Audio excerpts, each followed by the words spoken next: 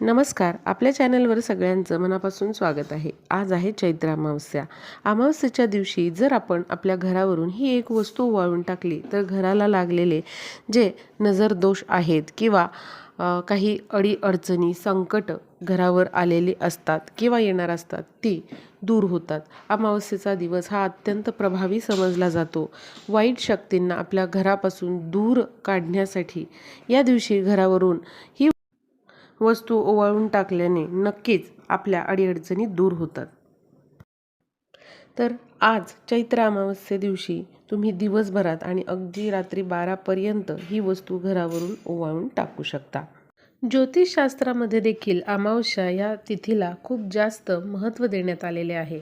आपल्या आयुष्यामध्ये असणारे समस्या, अडचणी, त्याचबरोबर अनेक प्रकारचे काही विघ्न असतील ते दूर करण्यासाठी किंवा त्यांचा प्रभाव कमी करण्यासाठी अमावस्येच्या दिवशी जर तुम्ही काही उपाय केले आपल्या घरासाठी, कुटुंबासाठी, तर नक्कीच त्याचा फायदा हा तुम्हाला होत असतो.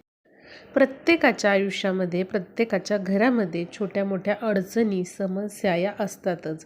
वादविवाद, भांडणं थोड्याफार प्रमाणामध्ये असतात किंवा काही घरांमध्ये ती जास्त प्रमाणामध्ये देखील असतात.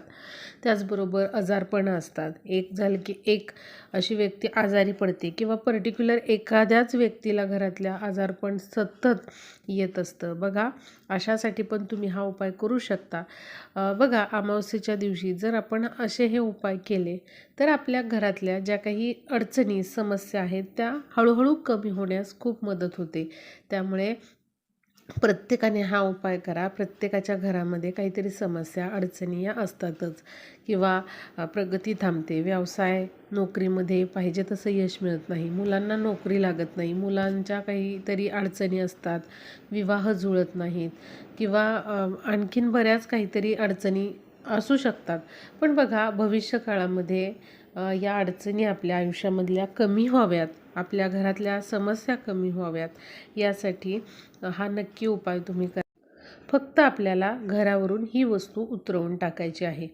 बाकी काहीही अवघड असा उपाय नाही. हा उपाय तुम्ही दर अमावस्येला जर करत राहिलात तर जे काही दोष आपल्या घराला लागलेले असतात किंवा बऱ्याच वेळेला बघा, घरातले जे सदस्य असतात, आपली मुलं असतील किंवा मग इतर सदस्य असतील, तर त्यांना नजरबाधा देखील होत असते किंवा अचानक घरातलं वातावरण बदलतं. घरामध्ये अचानकच भांडणं, तंटे किंवा वादविवाद, मतभेद व्हायला सुरुवात होतात. अचानक आजारपणं सुरू होतात किंवा जी कामं आहेत आपली ती अचानक थांबतात किंवा पूर्णत्वाला जाणारं काम अचानक त्यामध्ये काहीतरी अडचणी येते.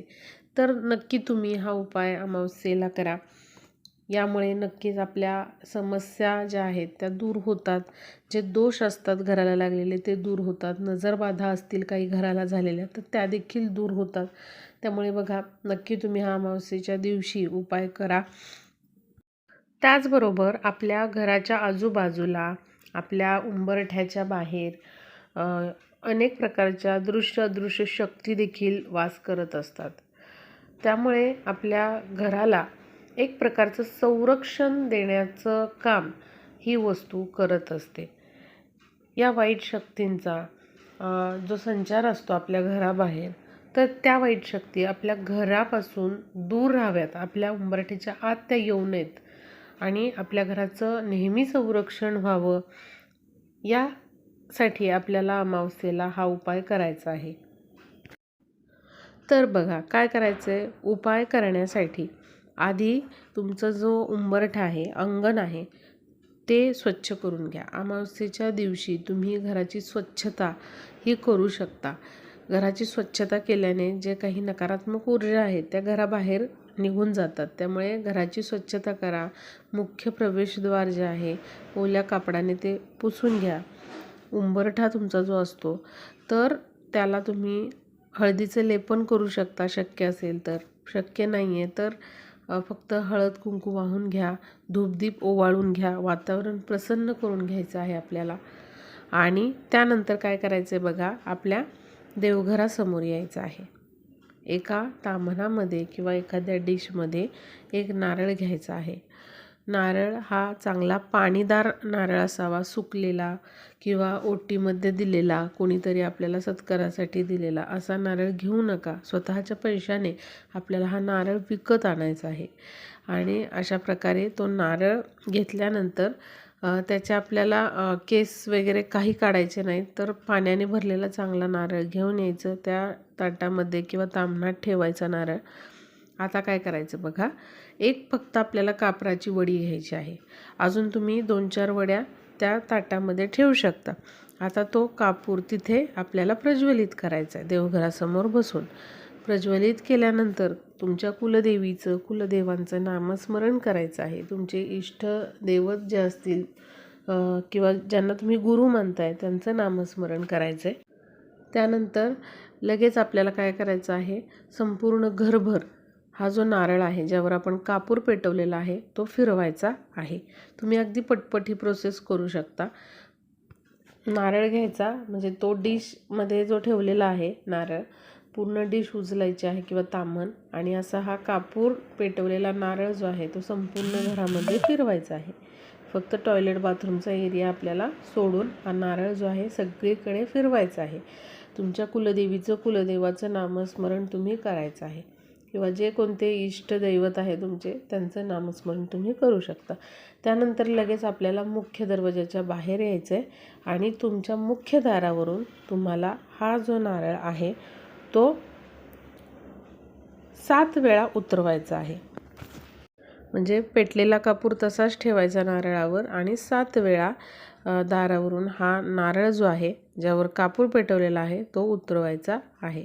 मध्ये कापूर संपत आला तर दुसरी वडी लगेच त्यावर तुम्ही ठेवू शकता, आणि जरी विझला कापूर काही हरकत नाही, पुन्हा तुम्ही तो कापूर पेटवू शकता. आणि अशा प्रकारे मुख्य दारावरून उतरवत असताना देखील तुम्हाला कुलदेवांचं स्मरण करायचं आहे आणि ओम काल भैरवनाथाय नमः या मंत्राचा जप तुम्हाला करायचा आहे. त्यानंतर हा नारळ जो आहे तो घ्यायचा आहे आणि तुमच्या घराच्या दक्षिण दिशेला हा नारळ फेकून यायचा आहे. पुन्हा नारळ फेकून येताना वळून बघायचं नाही, सरळ आपल्या घरात यायचं, पाय आपले स्वच्छ धुवून यायचे पाण्याने. हा उपाय तुम्ही अवश्य करा. उद्या मंगळवारी 7 नंतर तुम्ही करू शकता, अगदी रात्री 12-1 वाजेपर्यंत पण करू शकता. उद्या नाही जमलं तर बुधवारी तुम्ही संपूर्ण दिवसभर हा उपाय करू शकता. असाच हा उपाय तुमच्या दुकानासाठी, व्यवसायासाठी पण तुम्ही करू शकता, तुम्हाला जर व्यवसायाच्या ठिकाणी करायचं असेल तर. आता हा उपाय झाल्यानंतर फक्त एक काम करायचं, दही भात घ्यायचा, ताजा लावलेला भात घ्यायचा, भात मीठ न टाकता बनवायचा, त्यावर दही टाकायचं आणि तुमच्या घराच्या बाहेर 4ही बाजूला दही भात टाकायचा. यामुळे काय होतं, तर ज्या काही दृश्य शक्ती असतात त्यांचा वास असतो आपल्या घराबाहेर, तर त्या देखील तृप्त होतात किंवा त्या शक्ती आपल्या घरामध्ये येऊ शकत नाहीत. आणि बघा, अशा प्रकारे जेव्हा आपण नारळ उतरवून टाकतो अमावस्येच्या दिवशी, तेव्हा कुठल्याच प्रकारची वाईट शक्ती आपल्या घरामध्ये प्रवेश करत नाही. ती वाईट शक्ती नेहमी आपल्या घराच्या बाहेरच राहते, आपल्या घराचं संरक्षण होतं. त्यामुळे नक्की तुम्ही हा उपाय अमावस्येच्या दिवशी करायचा आहे. हा उपाय स्त्री पुरुष कोणीही करू शकतात, फक्त लहान मुलांना हा उपाय करायला सांगू नका. व्हिडिओला जास्तीत जास्त शेअर करा, म्हणजे सर्वांना हा उपाय अमावस्येच्या दिवशी, उद्या मंगळवारी किंवा मग परवा बुधवारी करता येईल.